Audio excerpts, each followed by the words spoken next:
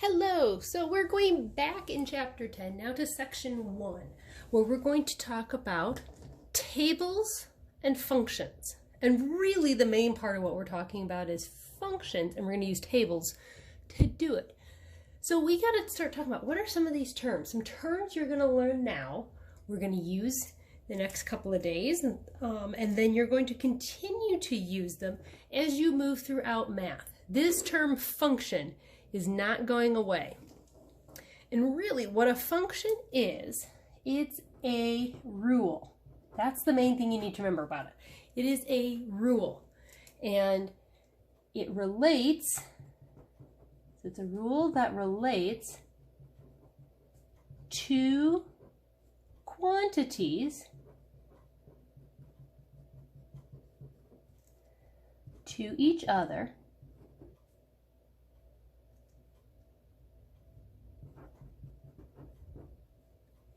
so that each input produces exactly one output.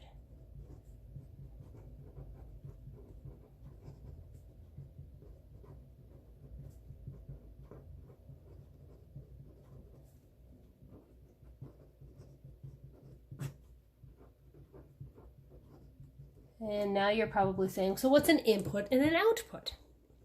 Well, if we get, because we have a rule that's going to relate two numbers, an input and an output, to each other, there's only one answer. That's a good thing, I think, but you got to know what each thing is. So, if a function's the rule and talks about an input, the input is the x value that is substituted into the function.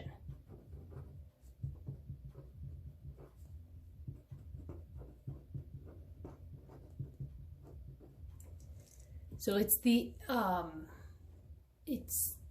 number that's going to control what the answer is. It's also called the independent variable. It's in control. Now, based on what number goes in and the rule that's there, the function that's there, you're going to get the output. And that is the y value that results from the input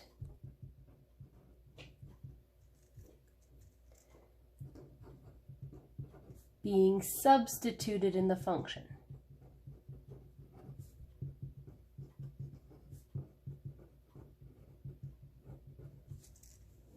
Okay, so we've defined three terms. You're like, well, I don't know if I really get what this means yet. Well, let's think about a really basic example here. And we're going to use the magical Mario machine. Now, if we were at school, this would be up on my whiteboard and I draw stuff in and so forth. And when I erase it and we do it again and all that good stuff. Instead, here, I'm going to suggest you use a pencil so that you can erase as needed. Well, some things. I'm going to mark a couple things here in color. But this is the magical Mario machine, and it got its name back when I taught in Phoenix. And we were talking about functions in a class that I had, and it looked, the picture in the book kind of looked like this, and it reminded us of like the tubes that Mario goes in at the end of his different levels. And so we called it the magical Mario machine. So at the top here, some number is going to go in. That's going to be our input. That's going to be our x. And then over here on the side is going to be our output. A number is going to come out. That's going to be y. There you go. Now you can see it. And what happens inside to get the x to become the y, what goes on in here, this is the function or the rule. Now, let's make a little table for ourselves. A lot of the tables you're going to see are going to be horizontal, so we're going to do a horizontal table here. Okay, these are our inputs, x and y, and our output is y.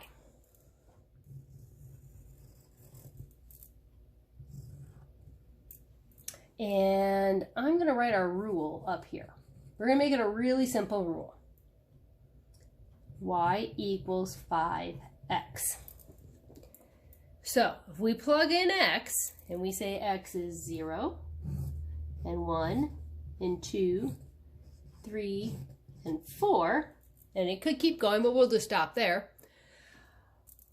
We're going to put 0 in for x, solve the problem, and we'll get y. So our inputs are going to be 0 going in. Our function is going to be 5x, our rule, and our output's going to be our answer. So what's 0 times 5? It's 0.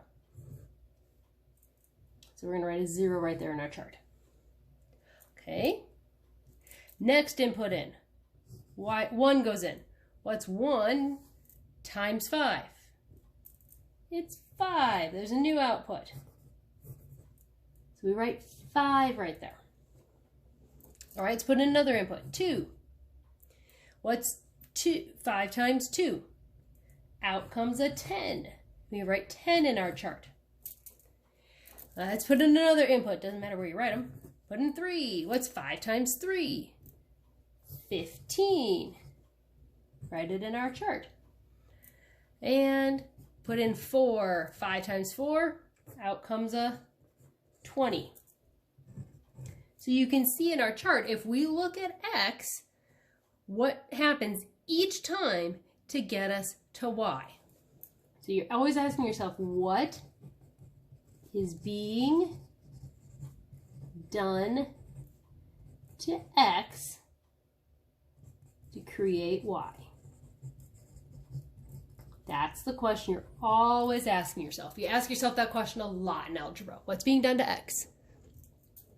So we look, well, I can't tell much here. 0, 0. 1 to 5. Could be plus 4. Could be times 5. You look at 2 and 10. Well, that's plus 8. It's not the same as this one. But I could go times 5. And then same thing here. 3 times 5 and 4 times 5. So you have to do, and your answer always has to be the same.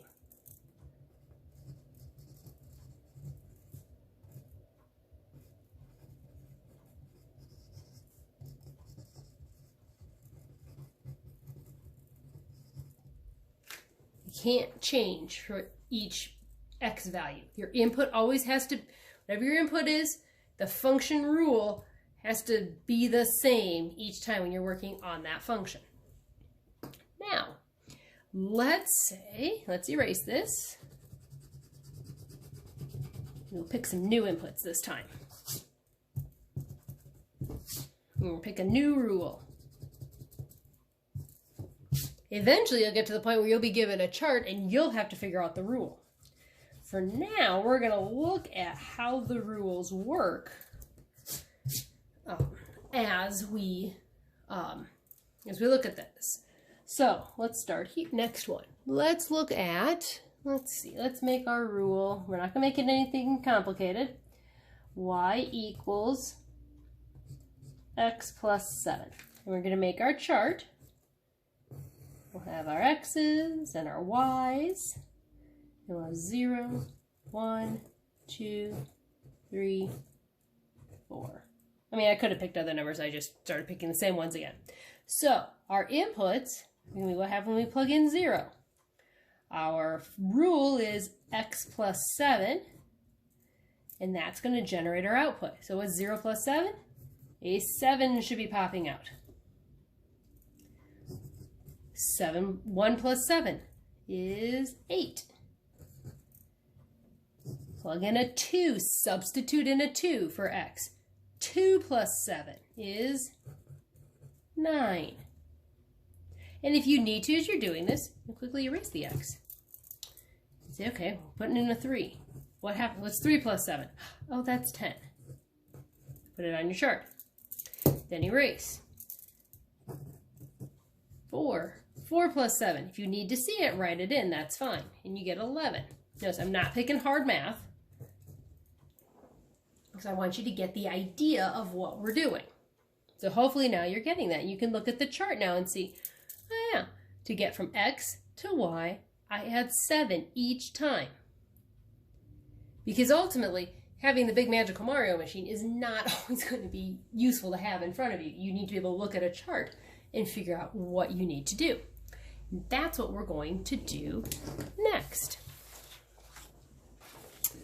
Now, if we look at this chart, especially here at the top of the page, it's asking us to do 2 different things. You're going to actually write the equation, or in other words, write the rule for a function that gives the values in each table. And then you're going to find the missing value using that equation. So we're always going to ask ourselves, what's being done to X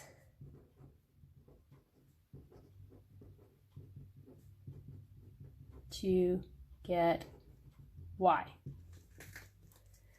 So sometimes you'll have a couple of ideas.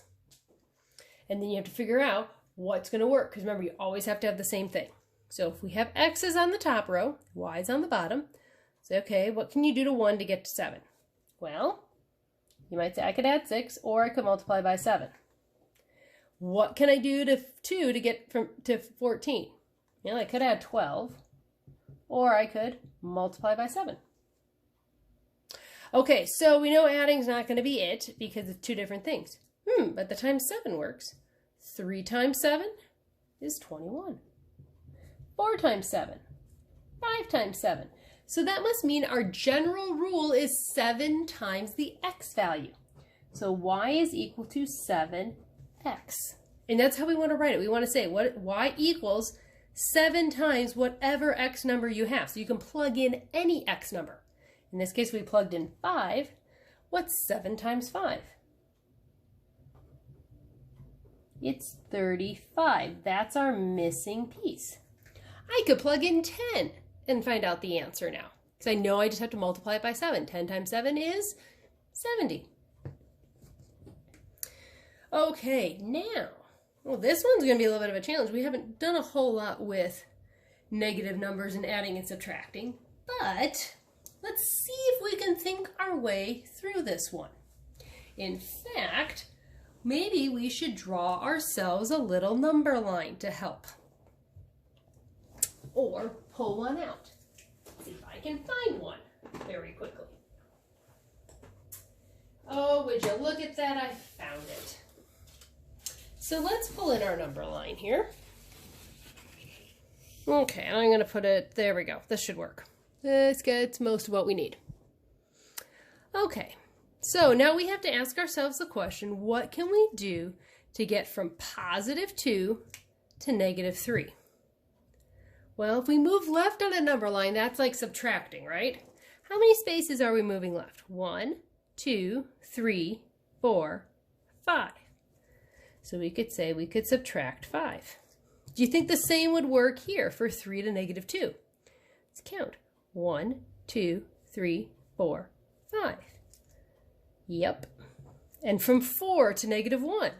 1, 2, 3, 4, 5.